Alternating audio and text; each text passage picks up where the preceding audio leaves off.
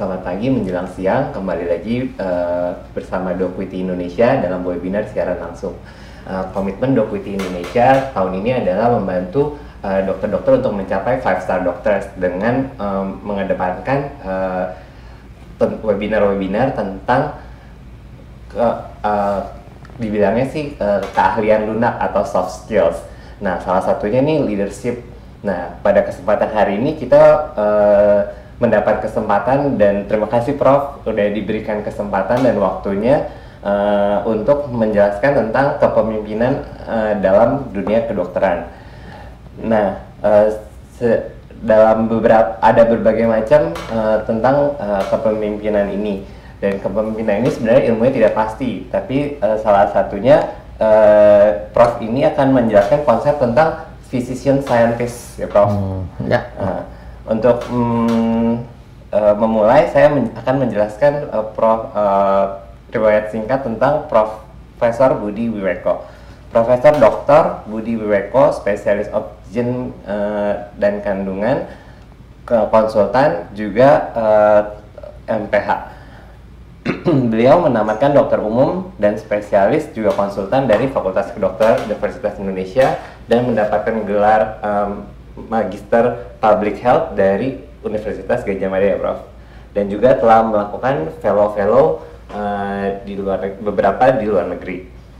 Nah, Prof ini mempunyai pengalaman kepemimpinan yang banyak banget nih. Sebelumnya juga Prof merupakan Ketua Pemijaya periode yang lalu ya Prof. Nah, saat ini masih aktif sebagai Wakil Direktur dari IMERI atau Indonesian Medical Education Research Institute Faculty of Medicine Universitas Indonesia, dan juga saat ini masih menjabat Presiden Asia Pacific Initiative on Reproductive atau ASPIRE, juga sebagai founding member Asian Society Fertility Preservation, Presiden dari PERVITRI, dan juga Sekretaris Jenderal dari PBPOGI. Nah, Prof, sekarang kan Prof hari ini mau menjelaskan tentang dokter di masa depan nih. Konsepnya salah satunya adalah a physician scientist. Boleh jelaskan sedikit Prof tentang physician scientist ini sebenarnya apa ya Prof? Ya, terima kasih Dr. Patrick dan teman-teman sejawat dimanapun berada. Saya kira konsep kepemimpinan dalam dunia kedokteran ataupun dalam dunia kesehatan merupakan sesuatu hal yang sangat menarik untuk didiskusikan, karena kita tahu bahwa semua permasalahan dalam bidang kesehatan maupun dalam bidang kedokteran harusnya diharapkan dapat diselesaikan permasalahannya di bawah kepemimpinan seorang dokter. Oleh karena itu kita kenal terminologi 5-star doctor. Salah satunya dokter adalah sebagai good manager. Dan kalau kita berbicara the future doctors, hal yang sangat penting dalam dunia kesehatan maupun dunia kedokteran saat ini adalah the new technology. Ya, di eranya revolusi industri 4.0, 3 hal yang sangat penting yang sangat mempengaruhi pelayanan kesehatan maupun perilaku masyarakat untuk menerima pelayanan kesehatan adalah, yang pertama adalah reading the genome dan writing the genome, genomic medicine. Yang kedua adalah artificial intelligence dan robotik, dan yang ketiga adalah digital medicine. Karena itu seorang dokter di masa datang, ya, dia dididik di Fakultas Kedokteran ya untuk mampu beradaptasi dengan cepat terhadap kemajuan ilmu pengetahuan dan teknologi ini, tanpa melupakan aspek community, aspek public health yang harus diselesaikan oleh dokter itu dalam prakteknya sehari-hari. Baik Prof. Ya. Nah, Prof kan juga ini sudah melakukan meringkas nih apa aja sih yang diperlukan konsep untuk menjadi physician scientist. Prof sudah membagi dalam 7 konsep nih. Yang pertama adalah kenapa kita harus balik lagi ke laboratorium dok? Why working at the bench? Why we should working at the bench ya. Bench asal katanya secara harfiah mungkin dapat diartikan sebagai sebuah tempat bekerja, begitu ya, tempat bekerja atau laboratorium yang terkorelasi dengan penelitian dasar atau basic science. Tetapi working at the bench juga bisa berarti sebagai sebuah upaya dokter melakukan kontemplasi pemikiran, ya, bagaimana sebuah permasalahan itu harus diselesaikan dengan inovasi-inovasi. Sebuah permasalahan itu harus diselesaikan dengan data, ya, database policy misalkan, database problem solving. Karena itu sebagai physician scientist, dokter, ya, sebagai tenaga profesional di bidang kesehatan juga harus acting sebagai seorang scientist. Ya, diharapkan dengan tidak hanya menguasai basic science, ya, untuk memecahkan masalah-masalah di bidang klinik maupun komunitas, tetapi juga hendaknya dokter working at the bench ini juga semacam kontemplasi atau memikirkan selalu sebuah inovasi-inovasi untuk memecahkan masalah kesehatan masyarakat. Iya, baik. Jadi sebenarnya tuh lingkupnya luas ya untuk bilang bench itu ya, Prof. Jadi nggak cuma ke laboratorium aja, tapi juga melakukan inovasi. Nah, saya melihat nih, Prof, dari 3 pilar inovasi di kesehatan itu harus terintegrasi ya, berarti antara universitas, rumah sakit pendidikan, dan pusat riset, Prof. Boleh ceritakan pengalaman Prof selama ini nggak, Prof? Gimana caranya menginovasi dan melakukan integrasi di antara ketiga hal tersebut, Prof? Ya, dunia kesehatan sebenarnya atau dunia kedokteran sebenarnya kita memiliki sedikit keunggulan lah dibandingkan dengan teman-teman di bidang lain misalkan. Karena kita memiliki universities, kita memiliki hospital, kita memiliki research center. Di dalam sebuah hospital atau rumah sakit pendidikan, teaching hospital let's say, sangat banyak materi-materi pendidikan, materi-materi penelitian, ya, yang bisa dijadikan sebuah dasar pemikiran inovasi. Ya, walaupun itu sebenarnya adalah pasien, tetapi pasien itu bukan kelinci percobaan, tetapi materi atau problem dari pasien itu yang bisa dibawa oleh seorang calon dokter atau seorang dokter, dibawa masalahnya ini ke bench untuk dipikirkan bersama-sama secara lintas disiplin, sehingga ditemukanlah inovasi-inovasi yang bisa mengakselerasi pemecahan masalah klinik ini. Itulah kenapa 3 pilar inovasi dalam bidang kesehatan sangat penting. Universities, hospital, and research center. Kalau boleh ini, apakah salah satunya harus lebih unggul, Prof? Atau semuanya harus sejalan? Saya kira sejalan. Bahwa sebuah universitas yang kuat, dia akan memiliki sumber daya manusia yang luar biasa. Baik itu dalam dosennya, ya, baik itu dalam administrasi, staff, administration staffnya, supporting staff. Dia memiliki infrastruktur yang baik, ruang kuliah yang baik, materi, teknologi, pendidikan yang luar biasa. Dia punya rumah sakit yang luar biasa besar. Ya, dia punya pusat riset yang sangat baik.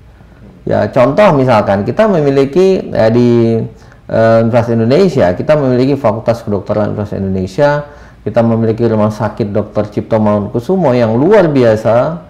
Ya, pasiennya banyak, sebagai rumah sakit rujukan nasional, terakreditasi Joint Commission International, begitupun FKUI memiliki peringkat yang sangat baik, dan kita memiliki Research Institute, ya, IMERI, Indonesian Medical Education and Research Institute. Jadi 3 hal ini benar-benar harus sama kuat, saling berkolaborasi untuk memecahkan masalah kesehatan masyarakat.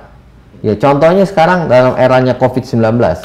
Saya kira era COVID-19 ini menjadi pembelajaran yang sangat berarti bagi kita, bagaimana seorang dokter yang memiliki clinical leadership yang baik, yang memiliki scientific leadership yang baik, dia akan bisa memimpin pergerakan semua lini untuk memecahkan masalah penyakit COVID-19.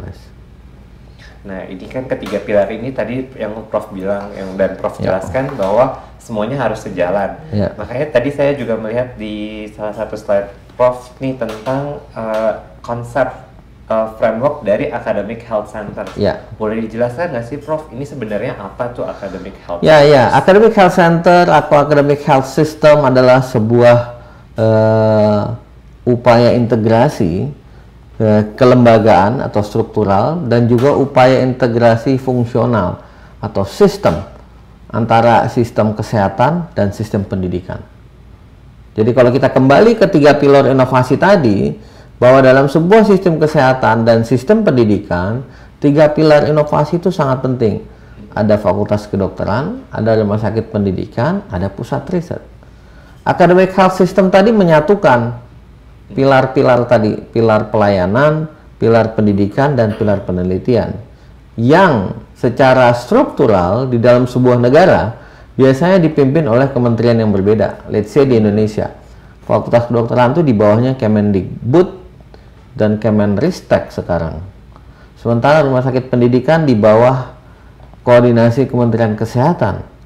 Bisa dibayangkan kalau tidak ada badan yang mengkoordinir dua institusi besar ini, ya IMERI berada di bawah Kemendikbud dan Kemenristek juga, maka koordinasi tidak akan pernah terjadi.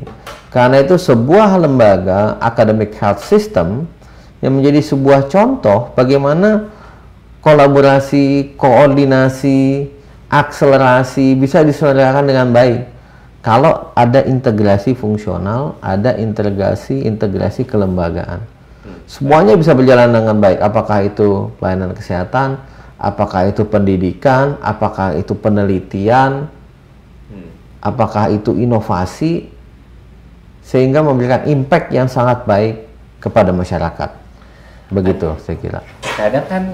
Kadang ada beda konflik kepentingan nih, Prof. Gimana, punya pengalaman nggak, Prof? Gimana kayak menyamakan kepentingan tersebut jadi satu goal? Pasti perbedaan kepentingan tuh banyak, ya kan, perbedaan tujuan, perbedaan vision, perbedaan mission. Tetapi di era seperti ini, saya kira sudah tidak pada tempatnya kita berbicara perbedaan kepentingan. Yang kita bicarakan adalah satu tujuan. Jadi harus ada memang langkah-langkah berani, inovasi-inovasi yang disruptif sifatnya, memotong mata rantai kepentingan-kepentingan dan birokrasi tadi. Karena kalau tidak, kita tidak akan pernah bisa memecahkan masalah kesehatan. Contoh yang paling mudah depan mata ini COVID-19. Kalau kita berbicara birokrasi, berbicara perbedaan kepentingan, tidak akan pernah selesai. Sebenarnya ini lahan exercise, ya mohon maaf ya, walaupun di wabah, tapi ini sebenarnya sebuah exercise yang sangat baik untuk melihat sejauh mana kita bisa berkoordinasi dan berkolaborasi. Sejauh mana Academic Health System ini bisa berjalan dengan baik memecahkan masalah. Iya, jadi banyak yang bisa dipelajari ya, Prof. Tapi kan semuanya harus juga mengedepankan antara buat komunitas ya, Dok, masyarakat. Impact. Ya, tentunya kita sekarang kalau berbicara mengenai goals, ya goalsnya yang nomor satu adalah public impact. Bagaimana community impact, bagaimana impactnya atau pengaruhnya terhadap kesehatan masyarakat. Semua yang kita kerjakan, mulai dari basic science, translational science, applied science, tujuannya adalah meningkatkan derajat kesehatan masyarakat. Dan di slide Prof juga dijelaskan nih tentang 4 dimensi dari semuanya itu mengacu kepada tadi yang konsep academic health ya, Prof. Ini bagaimana sih, Prof, yang 4 dimensi ini bekerja selaras gitu supaya mencapai yang tadi konsep yang academic health? Secara struktural pasti harus ada komandannya, harus ada komandonya. Ya, kalau di luar negeri kita tahu Board of Academic Health System itu adalah mohon maaf, seseorang yang ditunjuk oleh pemerintah menjadi Head of Academic Health System, yang dia akan memimpin kolaborasi antara dua institusi pendidikan, kesehatan, dan penelitian, 3 bahkan. Jadi ada satu komando. Yang kedua tentu yang paling penting adalah budgeting pasti. Satu komando budgeting, ya kan? Bahwa budgetingnya ya memang diarahkan untuk satu tujuan besar bersama. Rencana strategiknya harus align, disusun bersama. Di badan dunia ada yang namanya Association Academic Health Center International. Mereka mengukur betul sampai sejauh mana alignment dua institusi ya, antara institusi pendidikan dan institusi pelayanan. Mereka menggunakan scoring system, alignmentnya sampai di mana. Semakin tinggi skor alignmentnya makin baik. Biasanya achievementnya makin hebat ya, makin bagus. Nah, kesemuanya itu kan membentuk dokter berarti. Hasil akhirnya kan dokter nih. Ya. Berarti kan physician scientist itu sebenarnya sama juga dengan care provider kan. Dua-duanya harus berjalan ya, Prof. Ya, ya saya kira seorang physician scientist dia akan menjadi care provider. Dia harus bisa menjadi good communicator, good manager, and good decision maker, and then community leader. Jadi yang namanya physician scientist itu lengkap. Dia harus comply dengan 5-star-nya WHO. Dan dia akan bisa tercipta dengan baik kalau lahan pendidikannya pun baik. Sementara yang dihasilkan pun nanti akan bisa merunning lahan-lahan pendidikan, lahan-lahan layanan kesehatan yang ada di Indonesia atau di seluruh dunia, begitu. Baik, Prof. Nah, sekarang kita lanjut ke konsep kedua, Prof. Nih, poin kedua, subjek di penelitian dan pelayanan.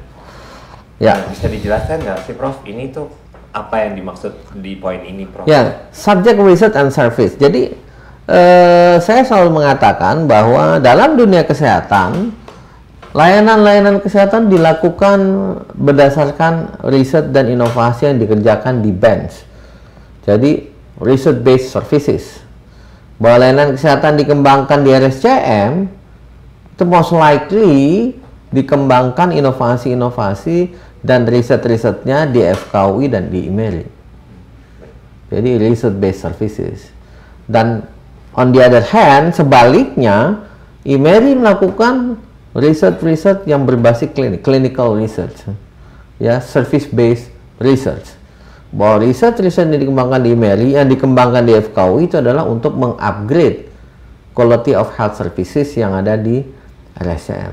Atau kalau kita berbicara lebih luas, academic health system Universitas Indonesia, tentu itu harus di-apply di semua jajaran rumah sakit academic health system Universitas Indonesia. Baik, Prof. Nah, di sini juga saya melihat nih ada Prof membuat ringkasan tentang siklus inovasi. Ya. Nah, kan ada discovery, development, dan delivery. Ya. Nah, ini kan semuanya harus sejalan nih, Prof. Ya. Nah, dan Prof kan lihatnya buatnya dalam bentuk lingkaran. Nah, itu yang mana sih yang harus didahulukan, Prof? Ya, tentu discovery itu adalah sebuah riset dasar. Ya, discovery, development, and delivery. Dibagi 3 sebenarnya. Sebuah riset saya dibagi 3 kelas. Ada yang tatanannya dasar, discovery. Ada yang tatanannya transaksional dalam pengembangan, development. Ada yang tatanannya applied, delivery. Jadi 3D, discovery, development, and delivery. Di mana sebuah riset dan inovasi di bidang kesehatan bisa dikembangkan? Ya, discovery ini bisa dikembangkan di Fakultas Kedokteran, ya di FKUI yang kita punya, atau di IMERI, Research Institute. Itu discovery. Development, transaksional, itu bisa dikembangkan di mana? Bisa dikembangkan di pusat riset, bisa dikembangkan di Faculty of Medicine, bisa juga dikembangkan di rumah sakit. Kita punya rumah sakit pendidikan, rumah sakit perguruan tinggi negeri. Di sanalah tempat penelitian-penelitian clinical research, misalkan uji klinik untuk pengembangan obat. Dan di ujungnya delivery. Delivery adalah sebuah ujung dari sebuah perjalanan riset yang sangat panjang perjalanannya. Jadi kalau kita berbicara teknologi readiness level, dia ada di level 1 sampai level 9. Siapa yang bisa mengawal ini? Yang bisa mengawal ini adalah physician scientist. Physician scientist. Bahwa ke depan, dokter kita harus memiliki creative thinking yang baik. Dokter kita harus mampu melakukan kolaborasi, mampu mengorganisir kerjasama, mampu menjalin networking yang sangat baik, soft skill development yang sangat baik itu physician scientist. Nah, kalau pengalaman Prof nih, kan di delivery kadang-kadang suka ada pro dan kontra. Gimana sih pengalaman Prof kalau yang menghadapi pro dan kontra ini, Prof? Ya, itu bagian dari pembekalan saya kira. Ya, bagian dari pembekalan bahwa 5-star doctor itu community leader loh. 5-star doctor itu good manager. Jadi selain manager dia community leader. Dia good decision maker. Inilah pemimpin, bagaimana seorang dokter nantinya bisa memimpin di lapangan, bisa mampu memecahkan masalah-masalah yang ada di lapangan melalui kolaborasi, melalui komunikasi, melalui diplomasi, melalui lobby, meyakinkan orang, berargumentasi. Itu adalah bagian dari soft skill development. Dan tentunya semua yang dikerjakan itu database, research base, evidence base, physician scientist again. Jadi seorang dokter berkomunikasi berdasarkan data. Nah, kita masuk ke poin yang berikutnya ini, Prof. Ya. Apa sih peranan penelitian sebenarnya sebagai dalam kepemimpinan di medicine ini, Prof? Ya, saya kira peran penelitian ini sangat besar. Ya, research based policy, database policy. Jadi eranya sekarang data is new oil. Data is new oil. Ya, data itu luar biasa. Ya, data itu bisa digali dengan aktivitas riset yang baik. Data bisa berbunyi dengan analisis dan sintesis yang baik. Siapa yang bisa melakukan itu? Seorang saintis. Data science. Makanya kita mengenal data science. Bagaimana mengolah data, collecting data, analysis data. Dan semua berbasis data ini akan membantu kita paling tidak mapping permasalahan. Apa sih problemnya permasalahan Indonesia dalam bidang kesehatan? Oh, tingginya degenerative diseases, infectious diseases, new emerging, COVID-19. Kenapa COVID-19 begitu tinggi? Karena ada data epicentrum baru yang lahir. Kenapa epicentrum baru lahir? Ya kita lihat bagaimana data yang ada sekarang. Apakah program pencegahan infeksi bisa dilakukan dengan baik di tempat-tempat yang berisiko menjadi epicentrum misalkan, based on data. Dan itu semua balik lagi ke universitas ya, Prof. Ya. Jadi harus kuat nih dasar dari pendidikan kedokteran ya, Prof. Pasti. Jadi universitas sangat berperan penting. Sangat berperan penting. Apa sih yang biasanya dilakukan di universitas untuk meyakinkan bahwa keluaran dokternya itu menjadi 5-star doctors? Ya, university invention changing the world. Semua invensi, semua inovasi yang lahir dari universitas akan merubah dunia, pasti. Contohnya di seluruh dunia banyak sekali. Mau berbicara apa? Semua inovasi di bidang sains teknologi, inovasi di bidang kesehatan, inovasi di bidang sosial, universitas leadernya. Universitas leadernya. Jadi negara-negara yang maju adalah negara-negara yang pusat pendidikannya kuat. Anda bisa lihat, semua negara developed countries pasti dia memiliki universitas yang world ranking. Iya. Kenapa? Karena disitulah tempat negara meminta tolong, universitas, data apa yang bisa dikirimkan ke kami untuk membuat policy. Invensi apa yang kira-kira bisa membantu kita mengakselerasi pembangunan negara misalnya. R&D-nya negara itu ada di universitas. Menurut pengalaman Prof nih, kan kita kalau saya pernah baca sih, kan Amerika sudah memasukkan Indonesia jadi negara maju nih. Menurut Prof, udah termasuk negara maju? Ya, Indonesia sih sebenarnya berada di low middle income countries. Dan biasanya negara yang berada di low middle income countries terjebak ya, trap. Low middle income trap. Indonesia berada di situ menurut saya. Ya, tidak mudah bagi kita untuk lepas dari jebakan ini. Kalau kita tidak serius dalam melakukan investasi di dua hal, pendidikan dan kesehatan. Dua hal ya yang sangat menjadi modal bagi sebuah negara untuk lolos dari low middle income trap. Kita punya bonus demografi, ya, di mana angka jumlah penduduk usia reproduksi sekarang ya pada dasarnya lebih banyak dibandingkan non produktif, sehingga angka ketergantungan atau rasio dependensinya rendah. Tetapi itu tidak merata di seluruh provinsi di Indonesia. Mungkin itu berlaku di DKI, tapi tidak berlaku di Papua misalkan, tidak berlaku di Kalimantan, Ambon, NTT. Nah, ketidaksamaan atau maldistribusi dari bonus demografi inilah yang bisa menyebabkan kita tidak lepas dari low middle income trap. Jadi bukannya bonus, justru beban yang didapatkan. Gitu. Nah, menurut Prof, kira-kira ada nggak saran untuk supaya kita nggak kejebak terus nih di low middle income trap gitu? Ya, saya kira sih kita tidak tawar-menawar lagi, sudah tidak zamannya lagi kita tawar-menawar ya atau berpikir panjang untuk melakukan investasi di bidang pendidikan, penelitian, dan kesehatan. Penelitian itu sebuah investasi. Penelitian sebuah investasi di semua bidang. Investasi jangka panjang. Karena negara yang kuat adalah negara yang ngeriset sains dan teknologinya kuat. Kalau kita krisis sains dan teknologi misalkan, salah satu contoh saja bagaimana kita mengimpor ya, alat kesehatan dan obat 90-94%. Karena krisis sains dan teknologi. Jadi harus breakthrough. Saya kira kalau Presiden Jokowi sudah menyampaikan Indonesia Maju 2045, tidak ada tawar-menawar lagi bagi semua perguruan tinggi ya untuk melakukan akselerasi riset dan inovasinya memecahkan masalah kesehatan masyarakat, tapi dibantu dengan investasi. Dibangun pusat-pusat riset yang kuat. Tanpa pusat riset yang kuat, mustahil akan lahir inovasi-inovasi untuk memecahkan masalah masyarakat. Baik, Prof.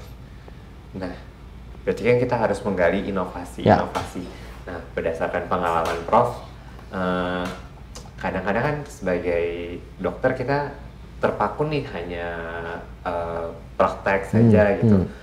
Gimana sih supaya kita menemukan ide untuk mendapat inovasi gitu? Ya, saya kira ya lagi-lagi ya soft skill development itu sangat penting. Saya kira beberapa tahun yang lalu saya berkesempatan bertemu dengan salah satu staf ahli di Kemendikbud, betapa saya menyampaikan soft skill development orang Indonesia itu sangat jelek. Kenapa sangat jelek? Karena pendidikan dasar kita tidak di-create untuk mengembangkan anak-anak muda Indonesia itu menjadi anak-anak muda yang kreatif. Ya, coba bisa lihat, Dr. Patrick bisa menyampaikan. Saya protes waktu itu. Coba deh bisa dilihat anak SD ya berangkat sekolah jam 5 pagi, coba. Banyak yang tidak sarapan, ya berangkat setelah sholat subuh atau bahkan sebelum sholat subuh, ada sekolahnya masuk jam 6:30, pulangnya jam 5 sore. Apa itu sehat? Sama sekali tidak. Apakah itu melatih otak kanan? Sama sekali tidak. Justru SD itu tempatnya membangun bakat, ya, membangun soft skill. Jadi nggak perlu talent scouting, sangat perlu di sekolah dasar. Nggak perlu anak SD itu dibebani 15 mata pelajaran. Mungkin hanya agama, budi pekerti, social science, sejarah cukup. Matematika mungkin nggak perlu. Gitu. Kita mau lihat sampai di mana bakat anak ini, sehingga ketika dia masuk senior high school dan college student, mahasiswa, dia menjadi mahasiswa, dia sudah bisa memilih, oh bakat saya apa. Sekarang kita tidak bisa melihat apa bakat anak-anak Indonesia. Jadi ya harus digali dari awal ya, Prof. Ya, yang soft skill ini pokoknya harus diperkenalkan seluas-luasnya. Supaya ya kedepannya generasi kita lebih baik. Termasuk pendidikan kedokteran, physician scientist. Convergent thinking is advancing science. Saya kira ini National Academic Society, National Academy of Science saya tahun 2014. Dia menyampaikan betul bahwa revolusi ketiga dari sains dan teknologi adalah convergence. Convergence, bahwa tidak zamannya lagi silo-silo, bekerja sendirian. Kolaborasi lintas disiplin sangat penting. bahwa teman-teman di rumpun sains teknologi membutuhkan bantuan rumpun sosial humaniora. Teman-teman di ilmu kesehatan membutuhkan bantuan sains teknologi, membutuhkan bantuan teman-teman ilmu komputer, dan sebagainya. Convergent thinking. Dan itu hanya akan bisa terjadi kalau soft skill development kita baik. Nah, itu kan sudah masuk ke poin keempat nih, bagaimana memberdayakan dan melakukan mendidik ya berarti Prof. How to empowering and nurturing. Nah, saya pengen bertanya nih, pengalaman Prof, kan ini sebenarnya sesuai jam terbang ya Prof ya. Bagaimana cara melakukan pendidikan yang baik. Nah, ada nggak sih Prof ilmu-ilmu atau saran-saran dari Prof supaya dokter-dokter yang lain juga merasa bisa mendidik generasi yang berikutnya? Ya kembali saya kira kalau how to empowering, how to nurturing, ya memang tidak mudah, tetapi bisa kita kerjakan. Artinya paradigma ini mesti dirubah. Saya sepakat dengan pendapat Mendikbud ya, yang dengan programnya Kampus Merdeka itu sebenarnya apa yang sudah berupaya kita kerjakan di Fakultas Kedokteran ya. Seorang physician scientist, dia adalah seorang leader yang dia perlu diasah bukan cuma otak kirinya aja, tapi otak kanannya. Karena itu saya tantang betul, saya challenge betul pada teman-teman kami di Fakultas Kedokteran, bagaimana cara kita merancang kurikulum yang baik untuk seorang mahasiswa kedokteran? Apakah dengan jadwal yang sangat padat itu akan mencetak dokter yang baik? Ya, mahasiswa yang tidak bisa izin sama sekali mengikuti kegiatan ekstrakurikuler itu dijamin akan mencetak dokter yang baik? Saya tuh tidak terlalu yakin bahwa mahasiswa membutuhkan tempat dia melatih soft skill. Ya ada ekstrakurikuler, ya ada mereka memiliki kesempatan untuk berkolaborasi dengan teman-temannya sesama UI misalkan, sesama Indonesia nasional atau bahkan internasional. Dan itu harus didorong oleh kampus. Ya kalau Pak Menteri menyatakan kampus merdeka bahwa mahasiswa itu boleh mengambil mata kuliah wajib itu hanya 60% saja, 40%-nya berada di luar. Tapi beliau bilang tidak berlaku untuk rumpun kesehatan. Memang mungkin iya rumpun kesehatan otomatis ya, tapi mungkin juga bisa gitulah. Mengapa? Karena banyak dokter-dokter kita juga interest terhadap komputasi. Dokter-dokter kita interest dengan robotics. Dokter-dokter kita yang interest dengan manajemen. Why not? Seni juga ya seni. Banyak yang Why jadi not? seniman. Ya kan?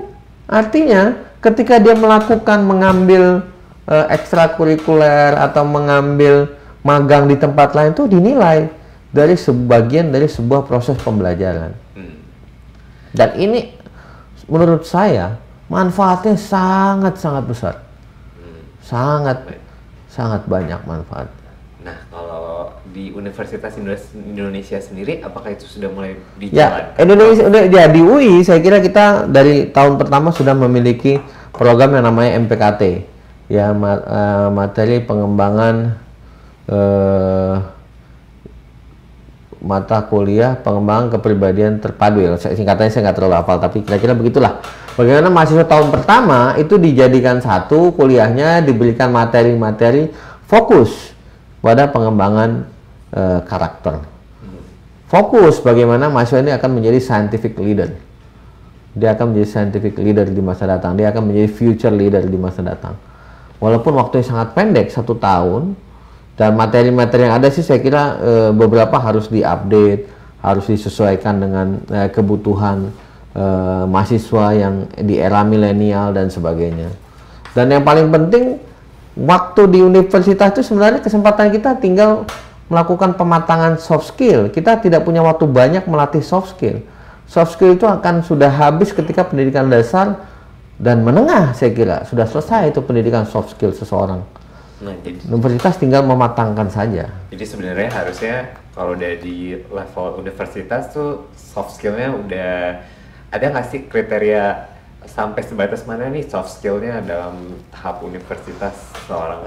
Tidak ada, saat ini tidak ada. Bahkan ya kita di Fakultas Kedokteran, saya kira teman-teman kalau di Kalau di FKUI kami sudah pernah memikirkan bagaimana kita mampu menerima calon mahasiswa kedokteran yang tepat. Karena tes tertulis menurut kita belum ya atau bukan merupakan sebuah indikator yang ideal untuk mengakses seorang calon mahasiswa fakultas kedokteran. Beberapa negara di India terutama ya, mereka sudah menerapkan bagaimana seleksi mahasiswa based on kompetensi, based on interview. Ya, tes kepribadian pasti MMPI kita bisa kerjakan, tapi interview. Dengan interview kita bisa menggali sebenarnya anak ini motivasinya atau minat untuk menjadi dokter kemana sih? Apa yang akan dilakukan ketika menjadi seorang dokter? Jadi soft skill itu sangat penting untuk menjadi seorang the future leader, apalagi seorang leader dalam bidang kedokteran, dalam bidang kesehatan. Ini berarti sama kayak kita mau daftar residensi ya, Prof? Ada interview. Iya. Tapi sebenarnya ini harusnya ya residensi kan udah di master, udah S2 lah, udah ketinggalan, udah terlambat. Ya kan, harusnya dari sebelum S1 dong. Bagaimana fakultas kedokteran mampu mencetak dokter-dokter yang tangguh bagi Indonesia di masa datang. The future doctor is a physician scientist. Scientist itu bukan identik dengan laboratorium saja loh. Scientist itu pemikirannya seorang scientist. Research based, database, evidence based, kontemplasi, pemikirannya. Bench itu bukan hanya lab, tapi dia sebuah kontemplasi pemikiran, itu bench. Baik, Prof. Ini kita udah agak panjang, kita break dulu Okay. sebentar ya, Prof. Ntar kita lanjutin lagi di poin kelima. Ini keuntungan untuk society. Ya.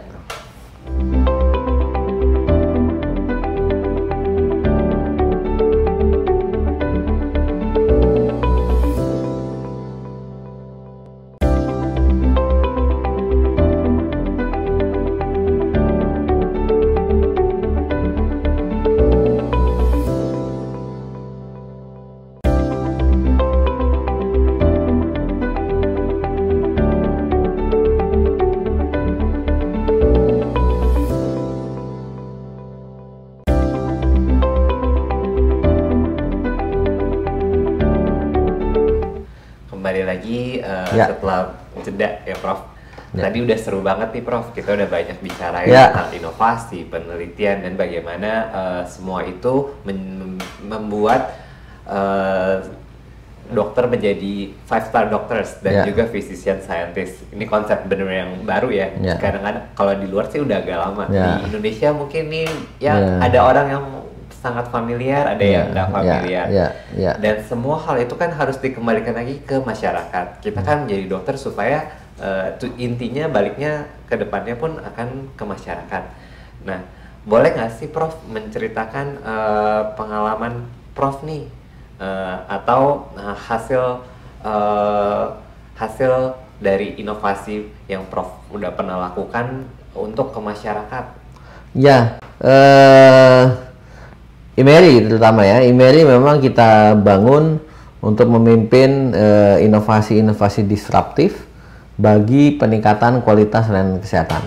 Ya, cukup banyak beberapa hal yang lahir dari IMERI yang kita create untuk memecahkan masalah kesehatan masyarakat. Ya, contoh, salah satu contoh misalkan ya kita meng-create sebuah nomogram untuk menilai bagaimana usia reproduksi seorang perempuan misalkan, yang kemudian itu dikonversi menjadi sebuah kalkulator. Kita bisa menghitung kapan saat yang tepat bagi seorang perempuan untuk menikah misalkan, kapan saat yang tepat bagi seorang perempuan untuk hamil misalkan, dikaitkan dengan usia biologis atau cadangan ovarium yang dimiliki oleh perempuan tersebut.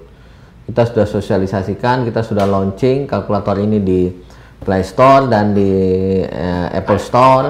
Nah, sudah banyak di-download oleh teman-teman tidak saja di Indonesia tapi di luar Indonesia juga banyak.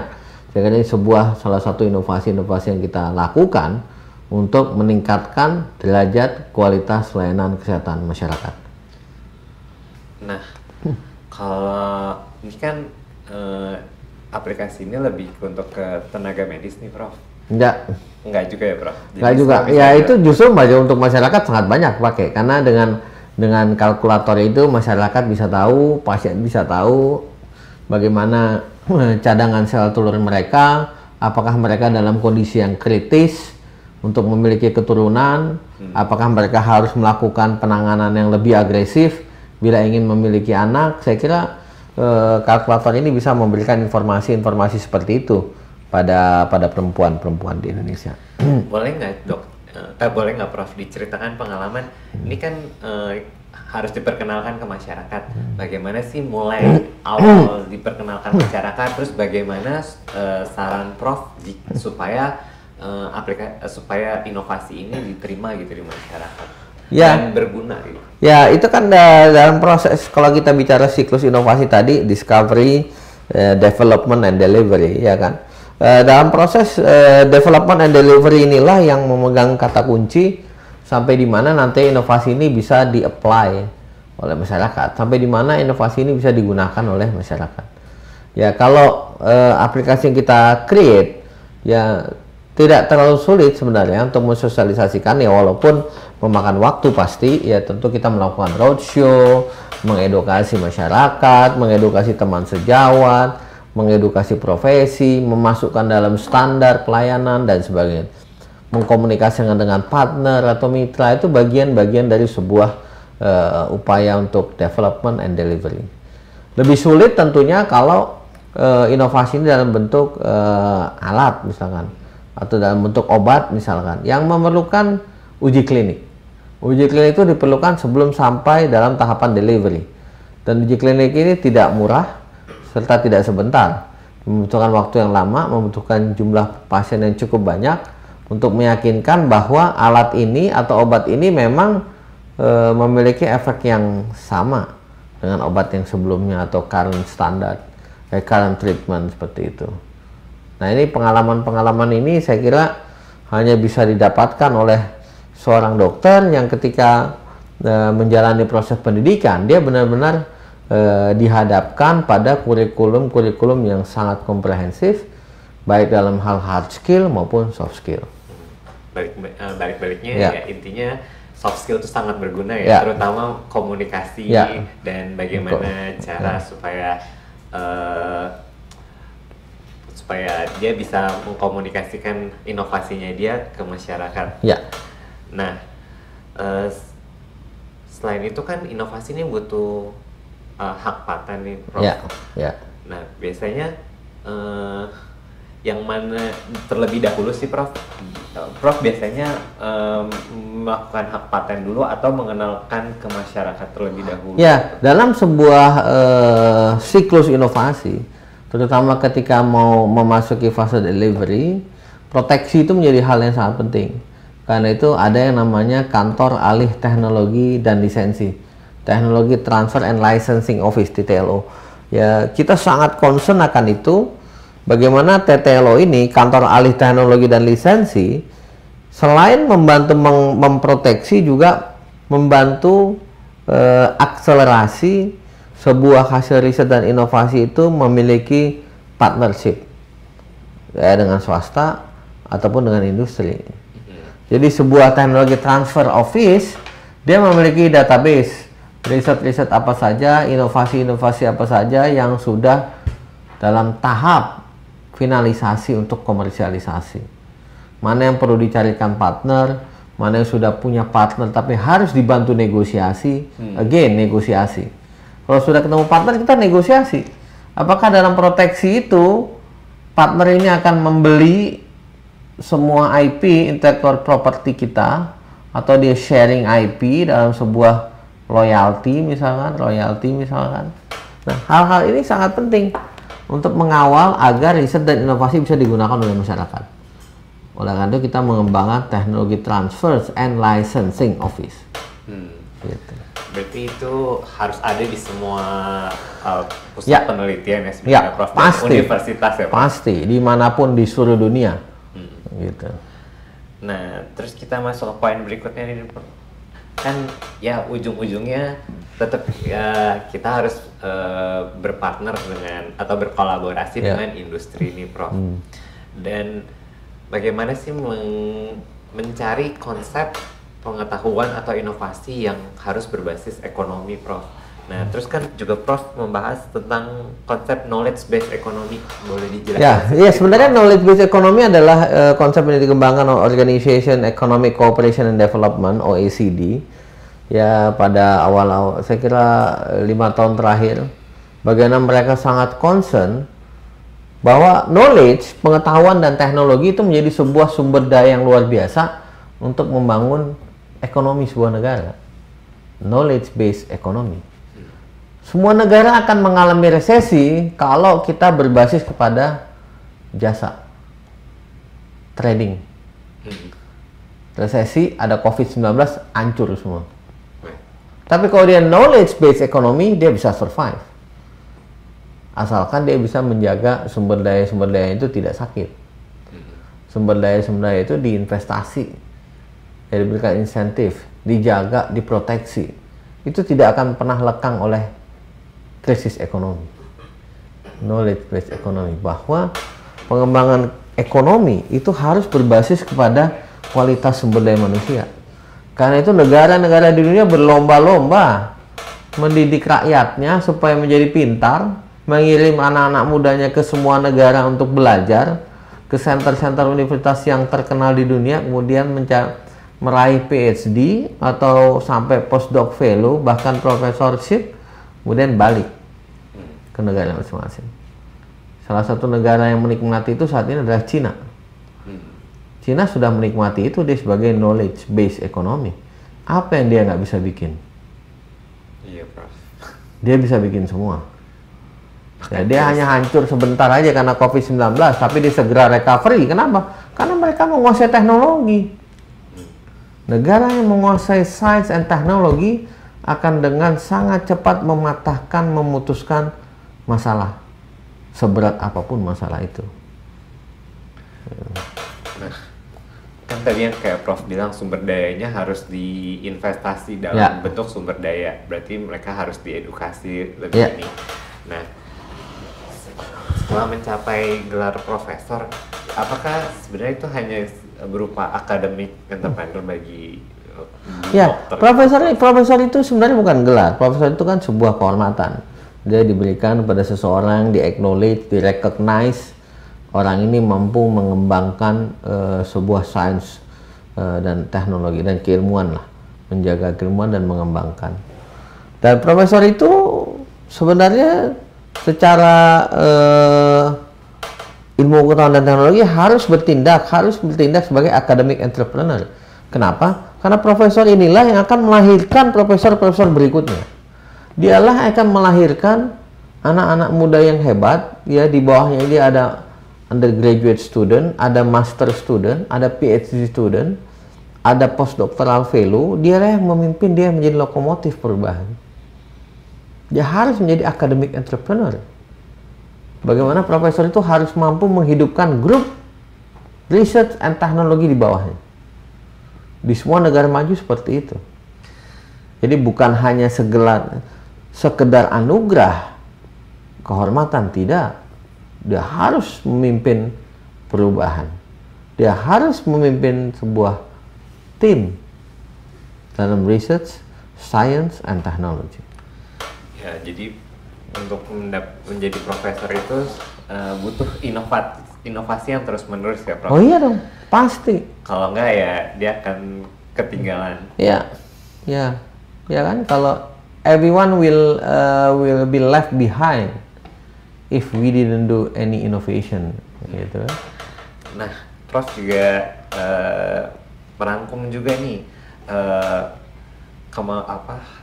kemampuan yang di dalam masuk kategori 8C. Ya, exist, ya. Exist. Nah, itu boleh dijelaskan nggak sih, Prof? Ya, saya kira itu hanya bagian dari soft skill yang sangat penting. Dan kalau Steve Jobs, ya almarhum, ya juga salah satu tokoh, salah satu inovator, ya salah satu motivator yang luar biasa, ya.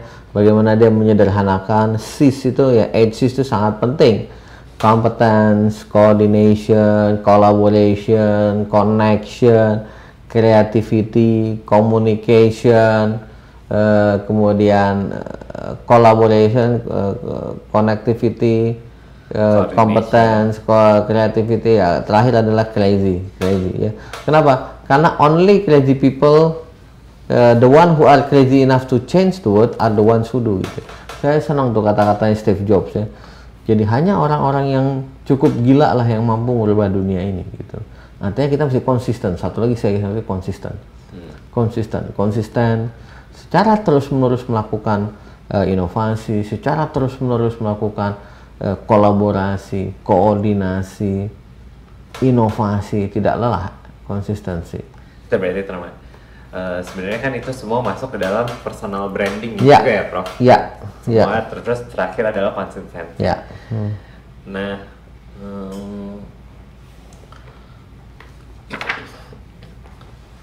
kalau gimana sih penyampaian HSIS ini untuk untuk ke calon-calon dokter nih, Prof? Ya, tidak ada pilihan lain. Tidak ada pilihan lain selain kita memasukkan itu dalam kurikulum. Bahwa kurikulum itu ya sekarang di kedokteran sudah lama ya, kita no lecture. Kita problem based learning, student centered learning, collaborative learning. Bagaimana mendidik mahasiswa untuk aktif itu sudah betul. Tinggal di dalamnya dimasukkan materi-materi yang terkait dengan soft skill development. Ya, interprofessional education, interprofessional collaboration, modul-modul yang lintas disiplin ilmu. Dan kita sudah mulai membuat itu modul penanganan bencana misalkan, modul-modul yang lain, ya modul data science misalkan, yang harus kita create. Untuk apa? Menjawab tantangan masa datang. Sepanjang kita tidak memasukkan di dalam kurikulum, hanya mengharapkan mahasiswa itu mendapat dari ekstrakurikuler, wah lupakanlah. Itu sangat berat. Harus dimasukkan di dalam kurikulum. Baik, Prof. Nah, kita masuk ke poin terakhir nih. For the future.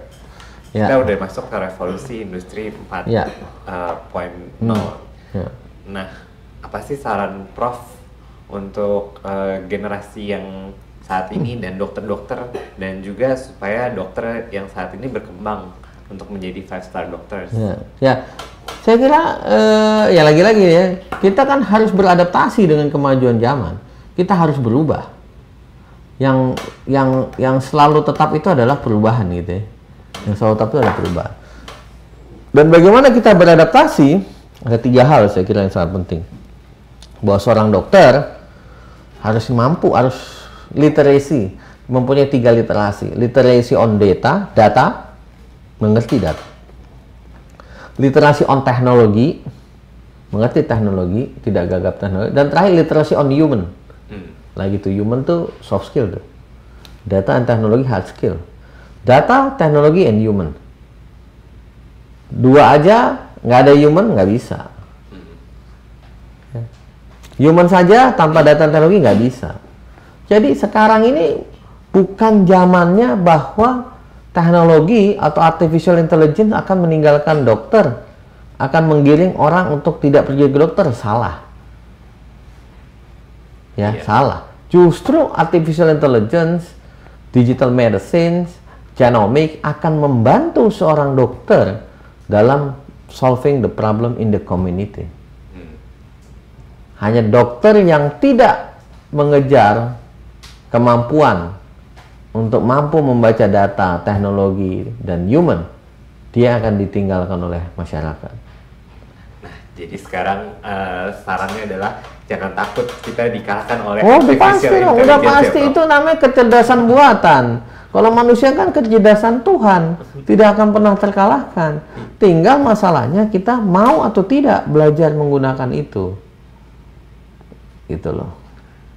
Saran-saran nih kalau yang saat ini dokter-dokter yang kontra banget tentang hal misalnya data, big data, dan artificial intelligence. Ada nggak sih Prof kayak saran-saran untuk mereka supaya setidaknya mulai terbuka lah wawasannya? Ya, saya kira ya sebagai seorang profesional tadi physician scientist, ya tugas kita melakukan tadi empowering and nurturing. Empowering, kita boleh inspiring orang boleh. Tapi yang paling penting adalah empowering. Bahwa inspirasi, inovasi yang kita gunakan selain menginspirasi, harus mampu mendorong orang lain untuk maju, mampu memberdayakan masyarakat. Dan itu harus dikerjakan terus-menerus, konsisten. Sehingga orang baru akan melihat, oh ternyata memang kita harus menggunakan data, kita harus menggunakan teknologi, kita harus melek terhadap human. Kalau enggak kita tertinggal. Gitu. Nah, udah semua nih, udah dirangkum sama Prof, udah jelas banget tentang kepemimpinan dan konsep physical scientist. Nah, kita masuk ke sesi pertanyaan aja ya Prof. Sebelumnya di Instagram Docwity Indonesia ada yang bertanya nih Prof. Ya.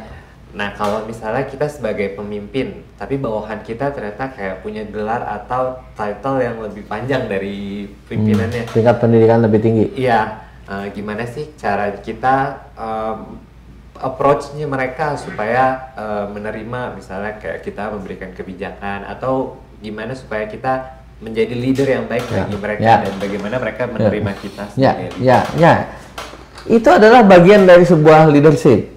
Ya kan, kalau sering baca Harvard Business Review, saya sering membaca tips-tips dari Harvard Business Review ya.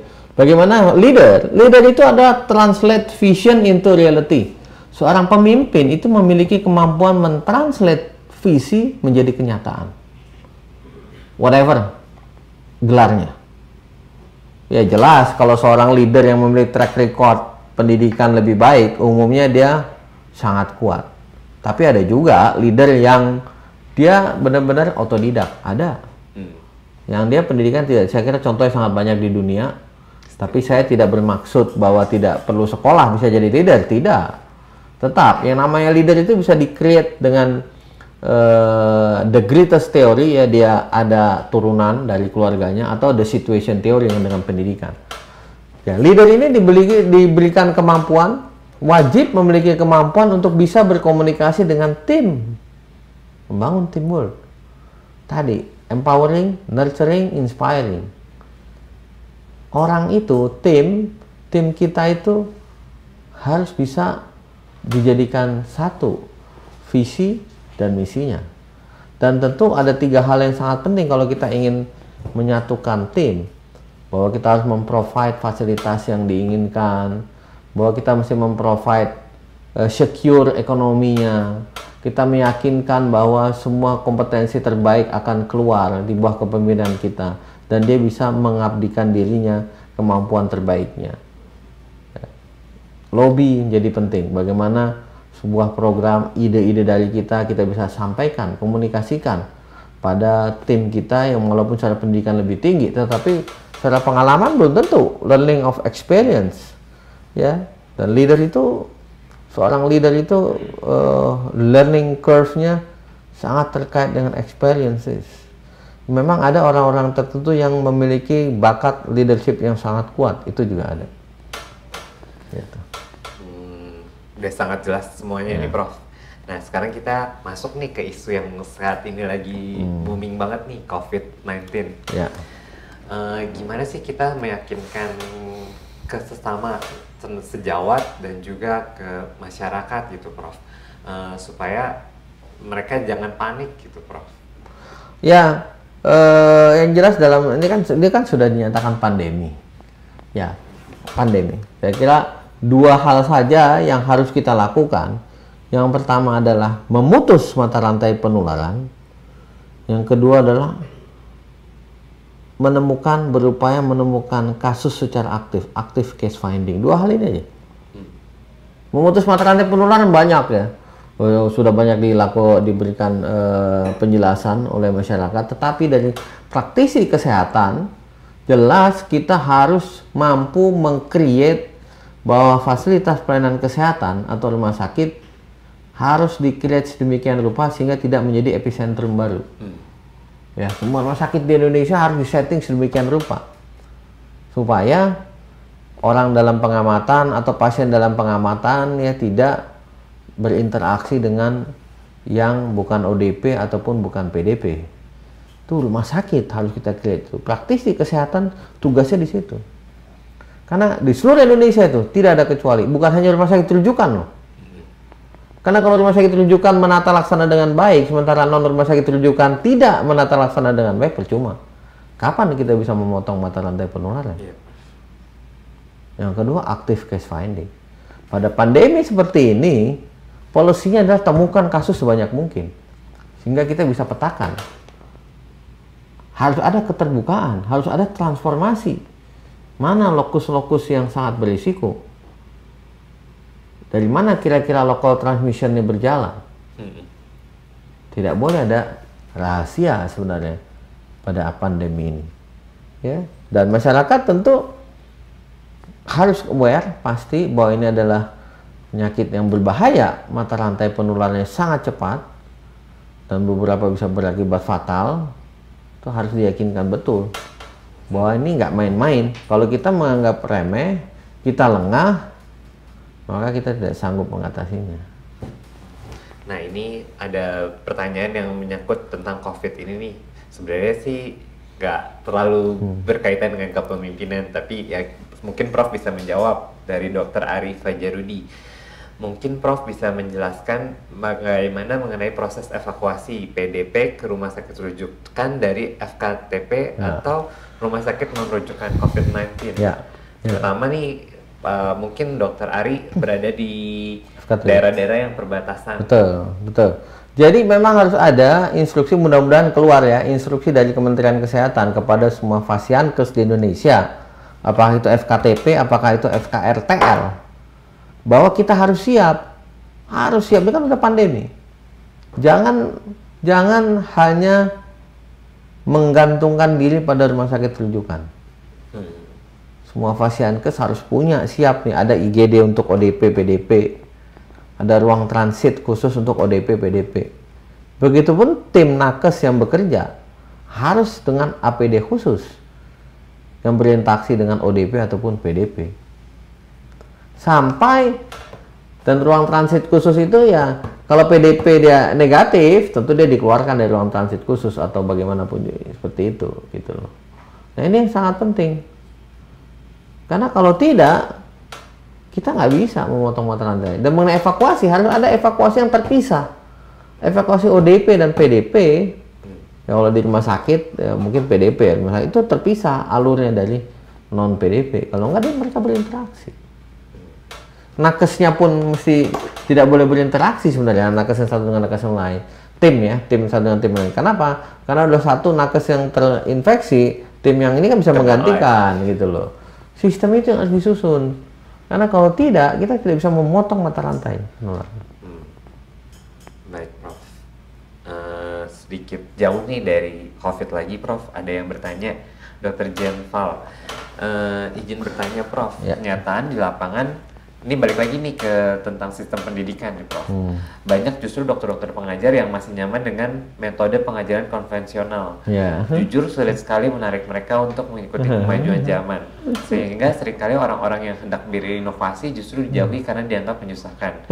Nah, ada nggak sih trik, nah mungkin pengalaman juga nih, Prof, dan cara apa yang harus dilakukan untuk mengubah mindset yang dokter-dokter yang pendidik yang seperti ini nih, Prof? Ya tadi 8C tadi itu sangat penting. Ini memang kenyataan ya, dan saya cukup banyak lah mengalami itu. 8C itu penting. Tadi kan kompetens, kreatif, koordinasi, kolaborasi, konsisten, koneksi, ya kan, crazy, komitmen, penting tuh. Komitmen, konsistensi, crazy. Jadi kita konsisten aja, menurut saya. Kan kalau kita mau berubah, ya kan, we can think big, start small, act now. Mulailah dari diri kita sendiri. Kalau dokter siapa, adik tadi? Dokter Jen.